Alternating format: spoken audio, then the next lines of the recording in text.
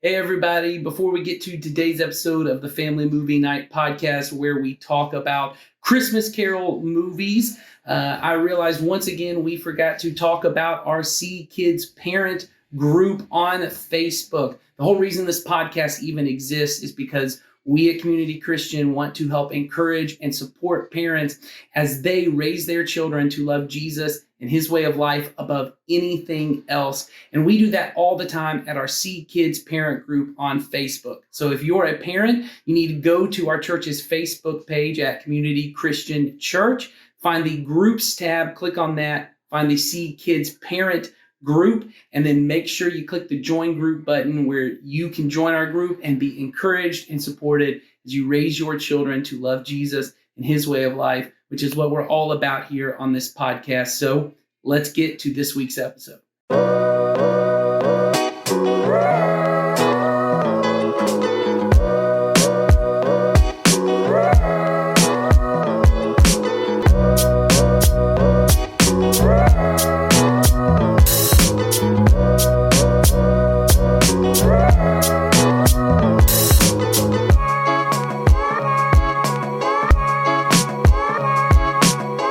Everybody, welcome back to the Family Movie Night podcast. This is episode 3, the one with all the Scrooges, and we are your 3 ghosts leading you through this wonderful experience. I, of course, am Nathan. I'm on staff here at the church, and I'm not going to tell you which ghost I am, of course, but the jolliest ghost of them all, the least Scrooge I've ever met in my entire life is, of course, my good friend, Mr. Donnie Dorsey, the ghost of Christmas present. Donnie, how are you doing?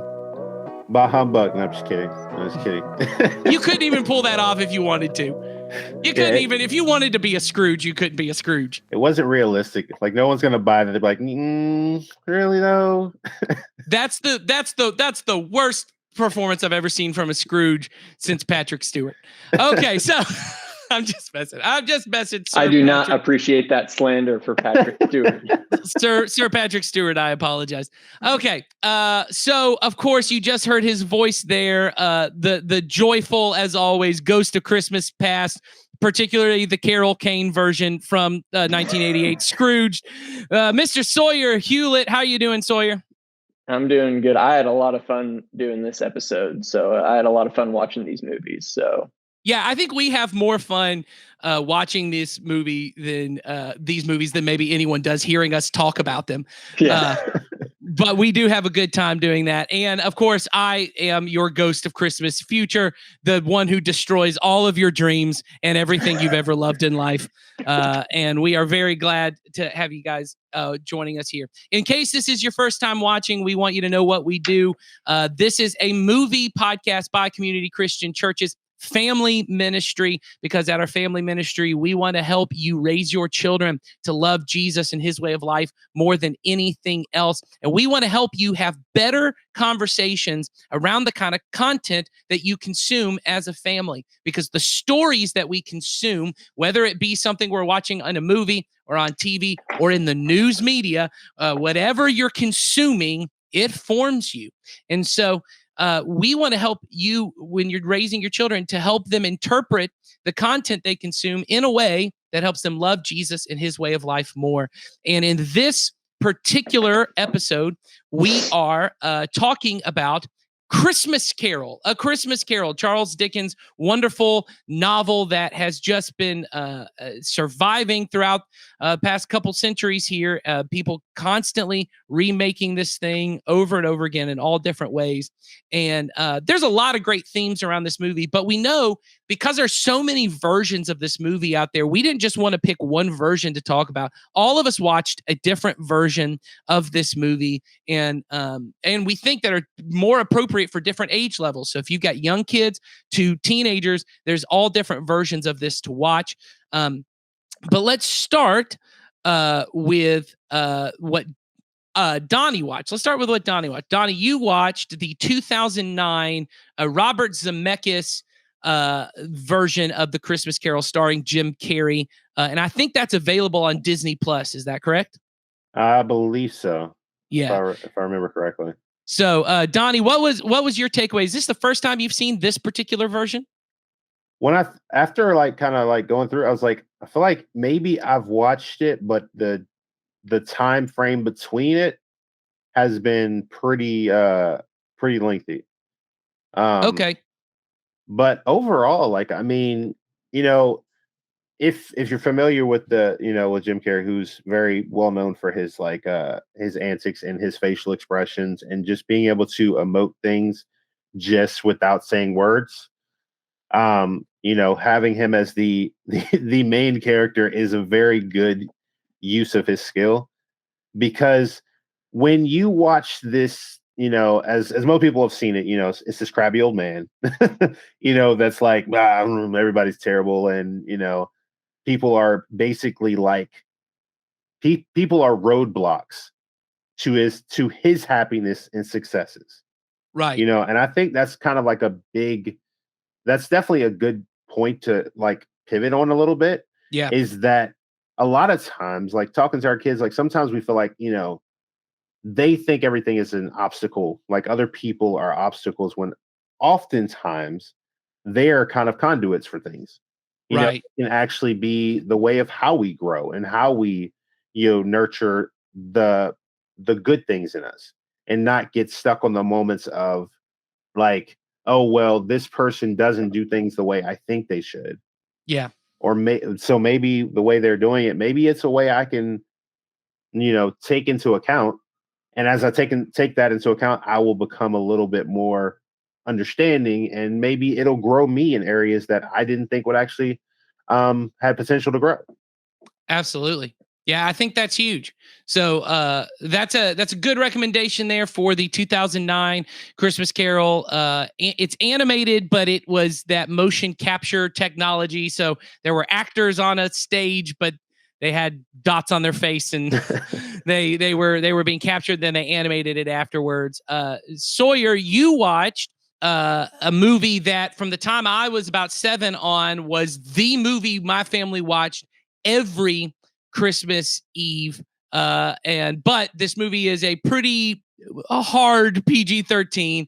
So this is definitely a movie for teenagers, but I think your teenagers, anyone, I mean, once again, I watched it from the time I was 7. So look up on IMDb the content, you can decide. But I think any middle school, high schooler could watch this movie. But it's 1988's Scrooged, starring Bill Murray. Sawyer, how did you enjoy this film? Yeah, I had a lot of fun watching Scrooge because, number one, I'm a diehard Bill Murray fan, and this is Bill Murray at his most Bill Murray, and also the things that I think it nails about the Christmas Carol story and the vibe in general is making the character of, I think his name is like Frank Cross, but he's, for all intents and purposes, he is Scrooge is the thing. Um, and the thing that nails it, I think, is making him almost like the audience doesn't even love him is the thing. You're kind of just like, gosh, like I love Bill Murray, but this guy is so unlikable. And so it nails that aspect. One area where it definitely lacks is it doesn't ever get that specific because and we're going to talk about this a lot more going forward. A Christmas Carol is very much about greed and a lack of compassion for fellow man and stuff like that, and definitely like the character of Scrooge has a big superiority complex and stuff like that. It doesn't get that specific in this movie until the very, very end. It does, but yeah, I had a lot of fun with this. It definitely adds stuff to it as well. There's a little bit of a romance with Karen Allen and stuff like that. But I had a lot of fun with this movie because it's also, and as much as I love every movie that we're going to talk about today, it's the funniest. It's the most, in my opinion, sure. It's the most fun to watch of all three of these. But yeah. Yeah, I would say for anyone who has teenagers, Scrooged is the movie of these to watch. I mean, it is hilarious, and I'll say even though a lot of the cultural references don't age well, like isn't the beginning of it? It's the $6 million man. Like the whole joke is that they've got a Santa Claus special starring the $6 million man, and so that no one understands those references, but it's still, I think the humor in and of itself. Carol Kane as the Ghost of Christmas Past. No, she's the Ghost of Christmas Present. Yeah. Ghost of Christmas Present. She is absolutely hilarious. Oh, I mean, she's so funny. Yeah. Brings down the house, anyway, so I'll say her and Bill play off of each other so well in the movie that I didn't remember at all. Well, and you get Bobcat Goldthwait going crazy. I mean, just in typical. I mean, it is the most 80s in the cast. And I'll say the Tiny Tim story in that one is so powerful with the little boy who can't talk since he saw his since his dad died. Just super powerful. And it's such a great modern update. So I'll say this: if I will be watching this movie, I watch this movie still every year with my wife.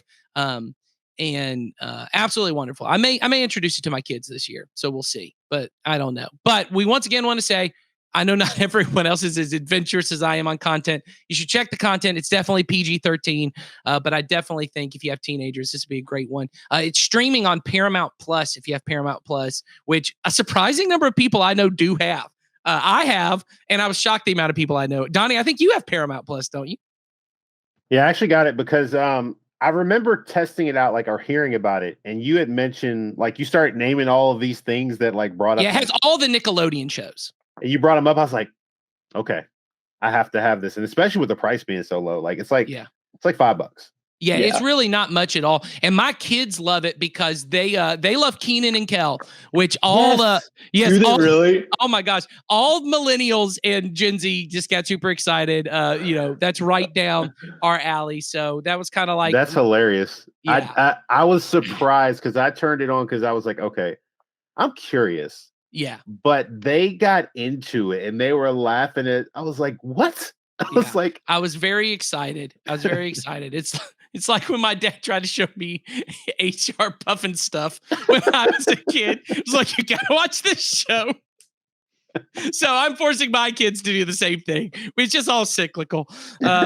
So here we go. Okay, so I watched a movie that I had actually not seen until last year. I'll say this: my family we might have been Scrooges with Christmas in the sense of we didn't do a lot of like traditional Christmas stuff. I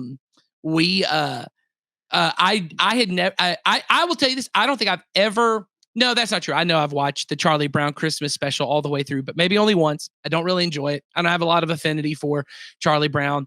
And here's another one. I don't get the Muppets. Just in general, I don't get them. I did not grow up watching the Muppets, and I had never seen until last year a Muppet Christmas Carol. It was the first time I'd ever seen it, and I watched it for this year. And I'll say this much: I love it. I think thematically it might be the best of all of the Christmas Carol stories that we're talking about. It's pretty darn close to the book. I mean, as close as it can to have Sam the Eagle playing a teacher at one point in the thing and having to say it's the American way, and they have to like come in and go, oh, it's the British way. Like, that's just kind of funny. So there's a couple of that. Michael Caine is Scrooge, and it's absolutely fantastic. So I'll say if you got younger kids, my kids loved it. It's a musical. I'm assuming most people have seen it. You guys have both seen Muppet Christmas Carol? I have not, actually. I think I saw it once, and it was a long time ago. Okay, so maybe I'm not in the minority here. So I'll say this: if you haven't seen it, if you got young kids, I'll say kids under the age of 10, this is a pretty darn good one to watch. It and the Jim Carrey one are both really enjoyable, but I'll say because the Muppet Christmas one has like, I know they're not cartoons, they're puppets, but they have cartoon-like features. Yeah. My kids really enjoyed it. And so I'll say it's fun. The music's pretty good. And anyway, I think it's a pretty enjoyable one. All of these are pretty short. They're an hour and a half. Scrooged is right around an hour and a half. Isn't that right? Yeah. It's probably actually the longest out of all three of these, but Sure. It's like an hour and 45 minutes, I think. Sure. So anyway, so those are just the movies in general. But now let's talk about themes. And here's the reason we wanted to talk about this movie. I think A Christmas Carol is often one of the most misunderstood Christmas stories. And in general, has the most powerful message when we properly understand it, at least from a Christian aspect. of what we're supposed to be remembering. As both Sawyer and Donnie have already talked about, kind of the themes of the story are that Scrooge, he's not just like a impolite old man who just doesn't get the joy of Christmas, which in a lot of Christmas carols, that's kind of what's like, oh, he doesn't like the music and he doesn't like celebrating things and he doesn't want to take work off because he just doesn't get Christmas. And I will say this, the first play I ever really was in was I was the little boy who in A Christmas Carol, a local person here made a musical version of A Christmas Carol. And I was in that, and I was the little boy that when he opens up, he's like, boy, what day is today? And I had to go, boy, it's Christmas Day. Like I was that boy in that production. But that one really hit on this idea of like, bah humbug that was Scrooge's greatest crime, was that he doesn't get the joy of a Christmas tree. Yeah. And that's not what the story's about. It really is what Marley's ghost says at the beginning of the film. And he even says in Scrooge, it's not Marley, but it's his business partner, says to him, mankind was supposed to be our business. That we spent all of our time focused on greed and making money and penny pinching and not caring for the poor, not caring for those, not having compassion. As Donnie said, his greatest crime is he sees human beings as mostly an irritation. They're an obstacle in this path. And what Scrooge has to learn is to have genuine compassion, genuine generosity towards other people, that he has been given this blessing and he was meant to use it. So talking about our individual movies here, how do you think those movies did at communicating that message as far as when parents are trying to pick which Christmas Carol movie to watch? Donnie, do you think the Jim Carrey one really communicates that idea of care for the poor, having compassion on people who have it harder than you? Is that really communicated there? I mean, they do try really, really hard to, but I think at times it can be a little bit overshadowed by, the emphasis of the characters, how like angry and how rude they are and all this stuff. And so right. I think sometimes it gets lost, and I think it can make it where it becomes too much of the focus. Mm-hmm. Yeah, his general crankiness. That's the way I remember is he's just a cranky old man. Yeah. And it's like he needs these three ghosts to make him a little less cranky. Exactly. And so it's like it ends up being more a focus of, hey, let's just try to like make this guy less terrible and be a little bit more tolerable, as opposed to like kind of like with other movies, like where it's like the idea of, hey, this is what he's dealing with. Right. Let's soften him. Like, because I think that's the thing you want to see is like, you don't want people to like just be like, hey, he's bad, let's make him less bad, but to make this person understand, like, let's just kind of smooth off the rough edges, because everybody has the rough edges. Like, just we're going to smooth these off to make them understand that the things that they're experiencing are not just, that particular instance. You know what I mean? So yeah. I do think there's a kind of emphasis, and if I remember that movie correctly, that's very much like, here's why he's cranky, and you know what, he's set in his ways. let's try. Grandpa's going to say stuff we don't agree with, so let's just let him say what he needs to say, and eventually he kind of changes out of that. I also remember that movie having a fair emphasis on the lost romance. Like in his past, that there's a that what was her name? I'm trying to remember what her name was. I can't remember either. But I will say, just for the sake of time here, to go to Sawyer's film Scrooge, the romance is a big part of Scrooged. I mean, it's almost the hinge. It's the emotional hinge point, is this lost romance he had. Mm-hmm. Mm-hmm. Yeah, and the movie Scrooged does a good job, I think, emphasizing his lack of compassion. Doesn't go into greed like as much, but his like how he's just a cold-hearted man. It does a good job, and like it makes humor about that and stuff like that. It does a good job of, but yeah, that romance is kind of like the lens that Scrooge sees it through in the movie is the thing, and it's kind of like, spoiler alert, like near the end of the movie, his kind of emotional catharsis is when he realizes what he can be is the thing. if you don't get Scrooge being a socially isolated person, then you're not getting A Christmas Carol, I feel like. But Sure. Well, and I remember a little bit in that movie, especially in the Ghost of Christmas, the end of of Christmas Present, where there's the man he meets in the homeless shelter who freezes to death. And he has compassion for him, but also when Karen Allen's character, who's the love interest in Ghost of Christmas Future, shoos away the children because she's like, I learned from Frank that you just got to take care of yourself and don't take care of anybody else, which isn't really a full-on compassion for the less fortunate, yeah, but it's kind of close. It certainly is a people are a problem. Yeah, exactly. So I think that movie kind of hits it pretty well. I think the thing that really shocked me about the Muppet Christmas Carol is how front and center that is. One, there's really not too much of a lost romance in the Muppet Christmas Carol one, which I remember being very central to the story in the other ones. And there's a lot of focus on that Scrooge, Michael Caine's Scrooge won't give to the charity that comes around to try and collect money. He won't give to them. He doesn't he doesn't see his brother anymore, or not his brother, it's his nephew. It's his brother in Scrooged, but it's his nephew is the character in the original book, in the original story. That he's estranged from them, but his nephew is the one who's willing to give to charity. And then it really is hit upon in the final acts of that movie, in the Ghost of Christmas Future, that he is become a person who is so focused on his greed and consuming what he can, that when he dies, people are joyful. People are so excited, which is true to the original book. They're just happy he's dead because they can now get his stuff. Like, they're so thankful he's dead. And I remember sitting with one of my daughters, and she kept saying, I just don't know, why would anyone be happy when someone dies?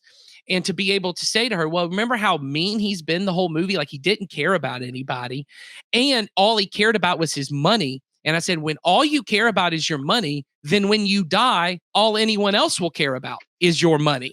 All they will care about is what they can get from you. And these people are happy. One, he's dead because they didn't like him. And two, they're happy he's dead because now they get his stuff.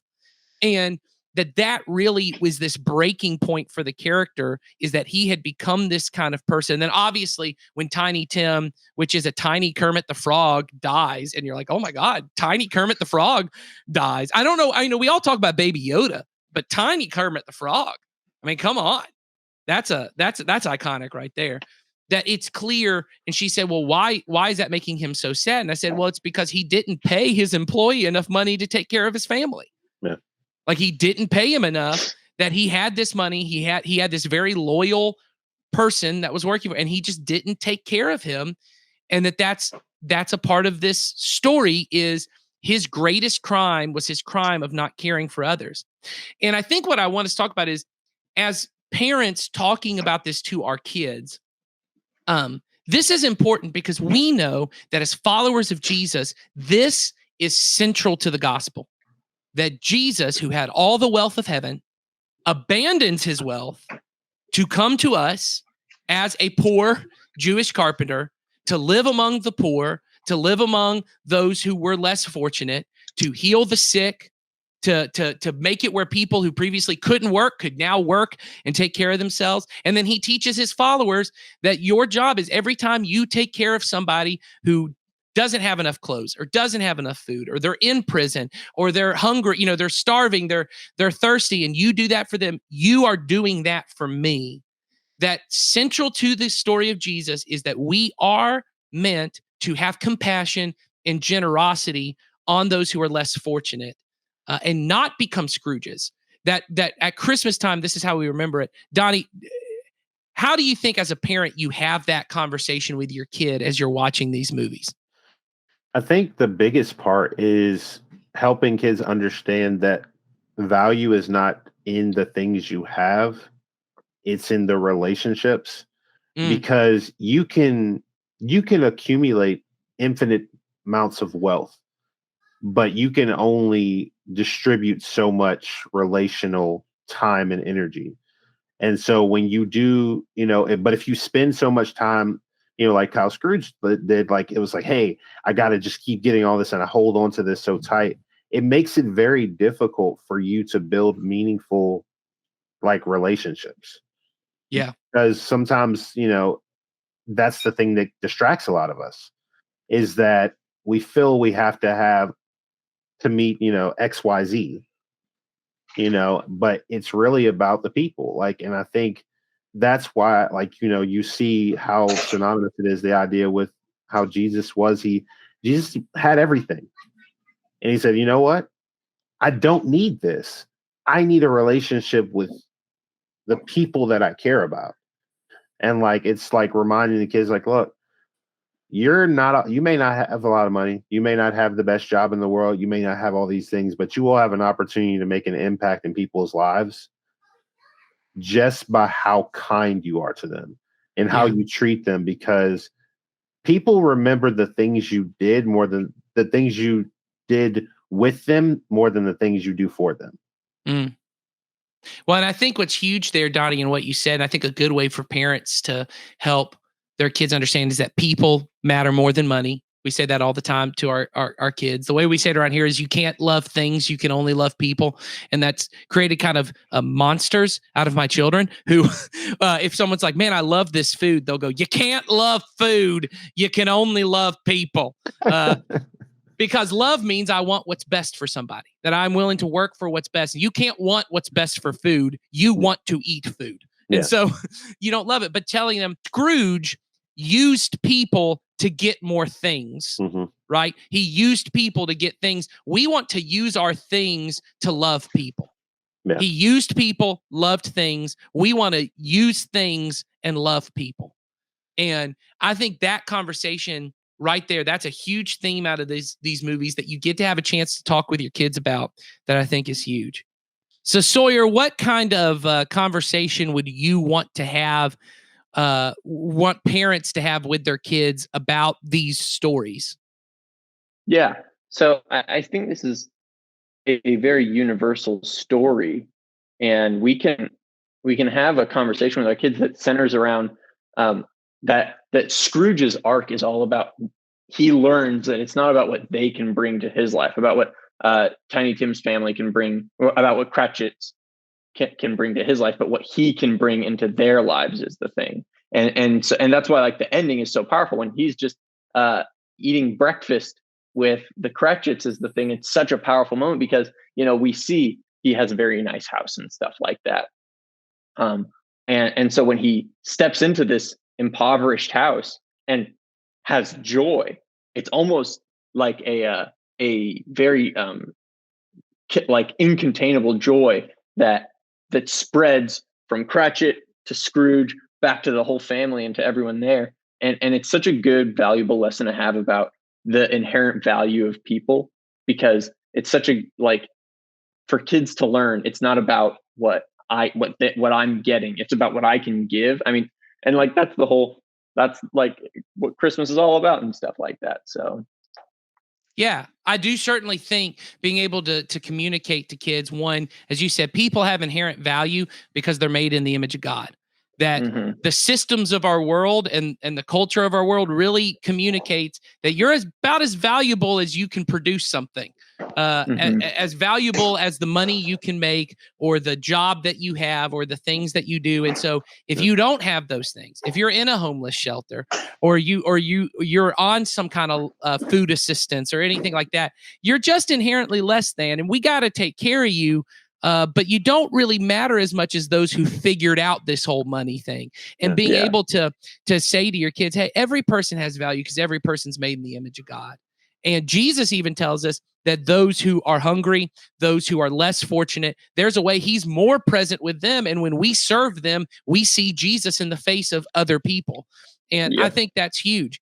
And here's the final thing I'll say. And I'll say Scrooge really gives an opportunity for you to talk to teenagers about this, in that it has very specific, like with the homeless shelter, with these charities, of talking about the importance of those of us who do have resources, who do have who do have the ability to help, to be able to help. And we as a church, I think this is the perfect time for us to talk about this. We're right now in the middle of this whole Do Something campaign, where we're going to be, when this is released, we're asking, hey, we're trying to, as a church, let's go bless people who need what we have more than enough of. And the way I used to say it to teenagers all the time is, most of us have more than we need, but there are a lot of people who don't even have what they need. And if we can take some of our more and give to those who don't have all that they need, that's what Jesus would want us to do. So we have our $29.95 Do Something campaign we'll be doing at this point. You can talk to your kids when you're watching this movie about, hey, this is why we as a family give to this. And I would encourage you, I used to encourage parents all the time to do this with their kids.